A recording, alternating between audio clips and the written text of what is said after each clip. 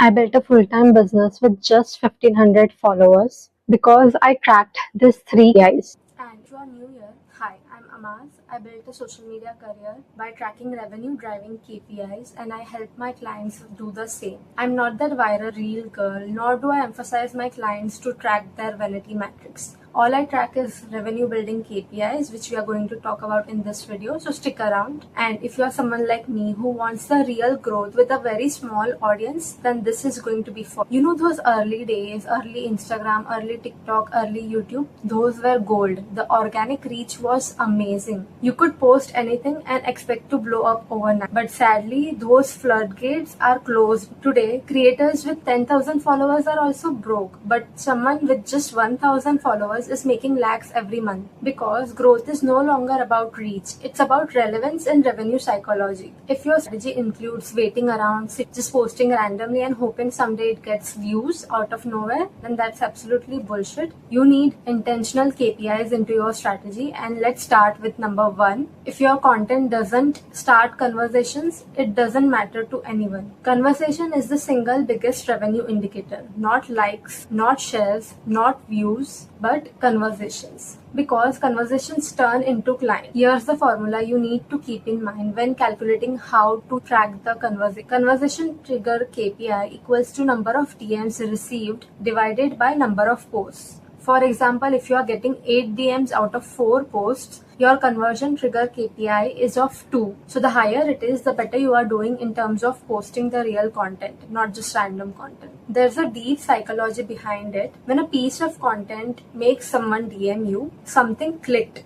Either it can be your clarity, your confidence, your positioning, your energy in that moment. This is where most creators fail. They track views, but I track behavior. Behavior tells me what hit my buyer's nerve, what messaging hit the emotional trigger of my buyer. One time I just got 1,700 views on my reel, but it started 9 DMs in the background asking about the strategy help, the free audit that I was offering. That reel became my new baseline. I took that reel, used that reel for the next content planning, tracked what worked in that particular reel. For example, it was the trigger word, then I'll use that more often. If that was my way of talking, then I'll use that more often. Now this is what I call my analysis. Here's what you're going to do every time you think your content performed well. Every time I post and someone DMs me right after that, I don't just celebrate. I analyze it. What sentence triggered them? What motivated them? What tone was I? What micro study did I use? Was it some kind of case study? Was it inspirational? Was it some vulnerability content? What pain did I speak into?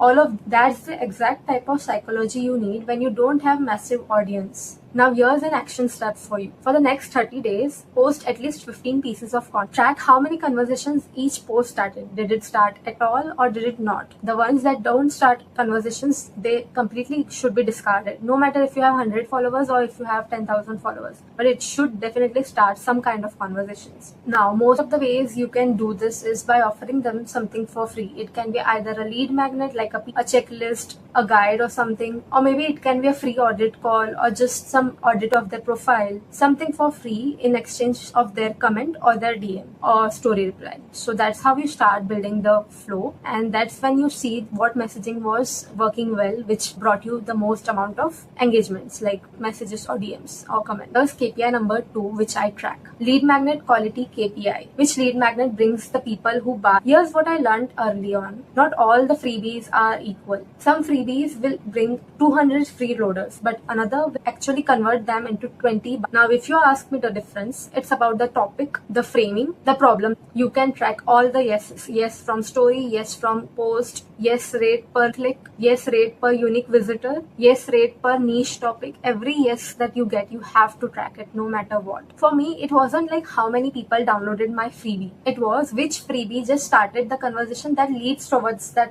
actual conversion. This one metric has built me more revenue than any engagement number. Here's why I do what I do.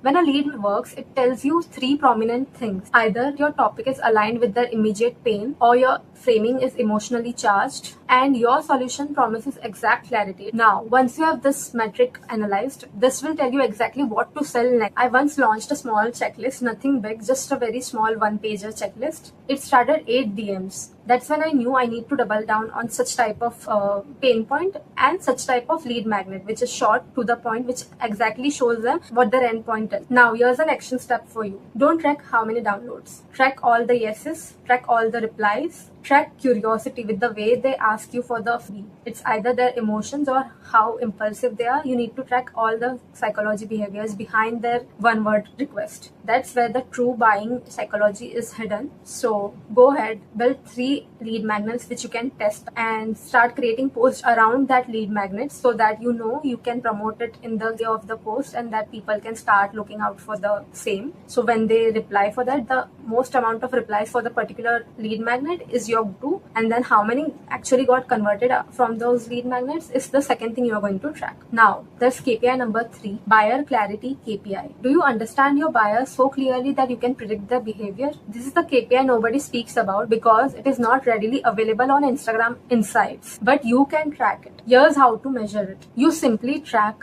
depth of DM replies, the speed of response, the length of answers in question and answer, emotional honesty in replies, their hesitations, how open are they when they are, how open do they get when they are speaking about their problems. This will tell you exactly how ready is your audience to buy. Now, again, there's a psychology behind it. I feel like I'm not a social media manager, but some kind of psychologist, because you can only convert people you understand. If I don't understand their deepest fear, I can't position my offer. If I don't know what beliefs stop them, I can't break them. If I don't know their end goal, I cannot anchor my messaging. Every time someone DMs me with a long, vulnerable message, I track that as a KPI. Why? Because it has hit their emotional resonance. They have connected with me in a way that no one could else. Emotional resonance leads to buying activity, and emotional resonance leads to buying decisions. Now, here's an action step for you to track something weekly, not monthly. You have to track who replied, what they said, what emotion they expressed, what belief they mentioned. Now, I think there must be some doubt that how do you take the conversation to flow, and what if they just reply that trigger word and they are gone? So there's a way you start the conversations. You can take the screenshot. I'll show the snapshots of what you need to do, like what sentences you can ask. They should always be open-ended conversations starters so that it leads to some place and then they can open up to you. It's not going to be easy, but as soon as you have 3 to 4 conversations like that, you will understand what requires you to say for them to reply back in a way that you expect them to. So I hope this will help you to start those conversations and lead it